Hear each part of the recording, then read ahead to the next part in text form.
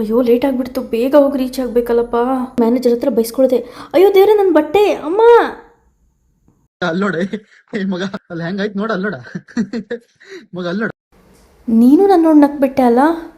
ಶೇ, ಏನಪ್ಪ ಮಾಡೋದು ಈಗ?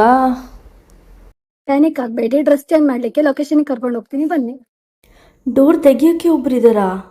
ಅಯ್ಯೋ ಇಷ್ಟು ದೊಡ್ಡ ಶೋರೂಮಾ, ಎಷ್ಟು ಕಾಸ್ಟ್ಲಿ ಇರುತ್ತೋ ಏನೋ. ಶೋರೂಮಲ್ಲಿ ನಾನು ಬೇರೆ ಗಲೀಜ್ ಬಟ್ಟೆ ಹಾಕೊಂಡ್ಬಂದಿದ್ದೀನಿ, ಏನು ಅಂದ್ಕೋತಾರೋ ಏನೋ. ಯಪ್ಪ ದೇವ್ರೆ, ಎಷ್ಟೆಲ್ಲ ಚೆನ್ನಾಗಿದೆ ಡ್ರೆಸ್ಸು.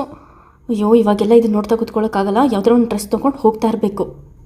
ಹಾಂ ಇದೇ ಚೆನ್ನಾಗಿದೆ, ಇದೇ ಕೊಡಿ ನನಗೀಗ. ಸದ್ಯ ಇಲ್ಲಿ ಬಂದಕ್ಕೆ ಒಳ್ಳೇದಾಯಿತು, ಡ್ರೆಸ್ ಚೇಂಜ್ ಮಾಡ್ಕೊಂಡಾದ್ರೂ ಹೋಗ್ಬೋದು. ಮೇಡಮ್ 1000 rupees ಆಯ್ತು. ನಾನ್ ತಗೊಂಡು ಜಸ್ಟ್ ಒಂದೇ ಡ್ರೆಸ್, ಅದೀಗ ನಾನು ಆಲ್ರೆಡಿ ಹಾಕೊಂಡಿದ್ದೆ. ಇದೆರಡು ಡ್ರೆಸ್ ನಂಗೆ ಗೊತ್ತಿಲ್ಲ. ಇಲ್ಲ ಮೇಡಮ್, ನಮ್ದು ಆಫರ್ ನಡೀತಾ ಇದೆ. ಏನಂತ ಹೇಳಿದ್ರೆ 1000ಗೆ 3 ಡ್ರೆಸ್ ಇರುತ್ತೆ.